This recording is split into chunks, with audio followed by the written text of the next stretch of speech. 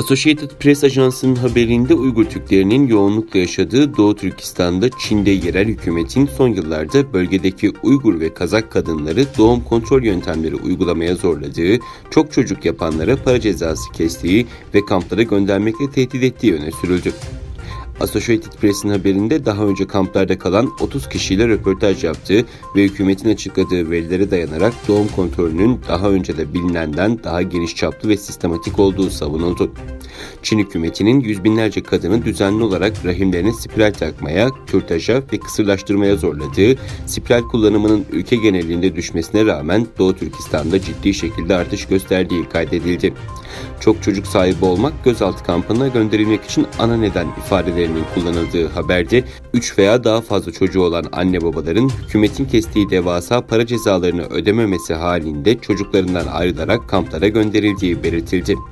Daha önce doğum kontrolüne zorlanan Gülnar Omirzak, 3. çocuğunu doğurduktan sonra hükümetin kendisinden rahmine spiral takmasını istediğini söyledi.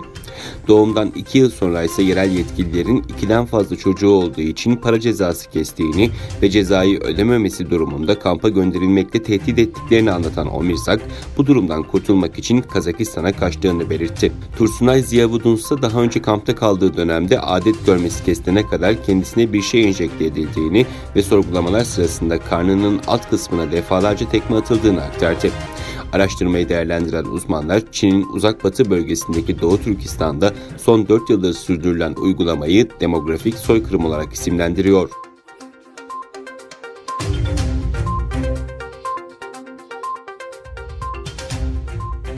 Çin Dışişleri Bakanlığı, ABD'nin Hong Kong özel idari bölgesiyle ilgili meseleleri kötü şekilde ele alan yetkililerine vize kısıtlaması getireceğini açıkladı. Bakanlık sözcüsü, başkent Pekin'de düzenlediği olağan basın toplantısında ABD'nin Hong Kong'un otonom yapısına zarar veren ve insan hakları ihlaline karışan Çin Komünist Partisi yetkilileri ve ailelerine vize yasağı getirmesine ilişkin değerlendirmelerde bulundu. Washington yönetiminin sözde yaptırım yoluyla Çin'in Hong Kong Ulusal Güvenlik Yasasını engelleme girişiminin başarıya ulaşmayacağını savunan sözcü, ABD'nin söz konusu yanlış hareketlerine ilişkin Çin hükümeti Hong Kong'la ilgili meseleleri kötü şekilde ele alan ABD'li yetkililere vize kısıtlaması getirmeye karar verdi dedi. ABD Dışişleri Bakanı Mike Pompeo, 26 Haziran'da Hong Kong'un özerk yapısına zarar veren ve insan hakları ihlallerine karışan Çin Komünist Partisi yetkilileri ve ailelerine vize yasağı uygulayacaklarını açıklamıştı.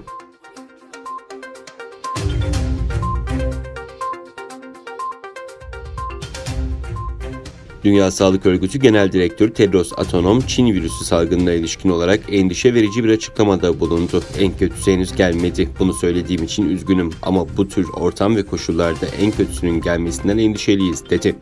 Birçok ülkede ilerleme kaydedilse de küresel olarak pandeminin yayılmaya devam ettiğini aktaran Adhanom, 10.1 milyon insanı enfekte etmiş olan virüsün şimdiye kadar en az 502.634 can aldığını kaydetti. Önlemlerin hafifletilmesi nedeniyle durumun en başa sarabileceğini ve her şeyin aynı şekilde ikinci dalga olarak yeniden yaşanabileceğini iletti.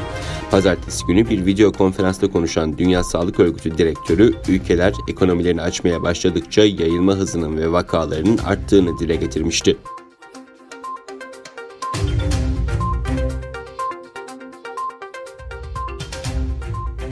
İran, Kasım Süleymanî'nin Amerika Birleşik Devletleri tarafından düzenlenen hava saldırısında öldürülmesiyle ilişkisi olduğu gerekçesiyle ABD Başkanı Donald Trump dahil 36 kişi hakkında soruşturma başlatarak tutuklama emri çıkardı. Tahran ayrıca söz konusu kişilerin Interpol tarafından kırmızı bültenle aranması için gerekli girişimlerde bulunulduğunu açıkladı. ABD 3 Ocak 2020'de İranlı General Kasım Süleymanî ve Haçlı Şabi Başkan Yardımcısı Ebu Mehdi el-Mühendis'i Bağdat Havalimanı yakınına düzenlediği hava saldırısıyla öldürmüştü.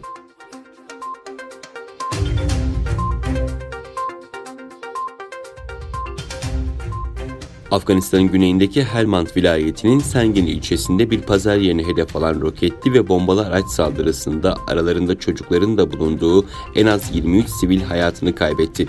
Helmand Valiliği, Sengin ilçesinin Köhnebazar isimli pazar yerine önce 4 roket mermisinin isabet ettiğini, ardından kalabalığın arasında bomba yüklü araçla intihar saldırısı düzenlendiğini açıkladı. İlk belirlemelere göre 23 sivilin yaşamını yitirdiği ifade edilen açıklamada 15 sivilin de yaralandığı bildirildi.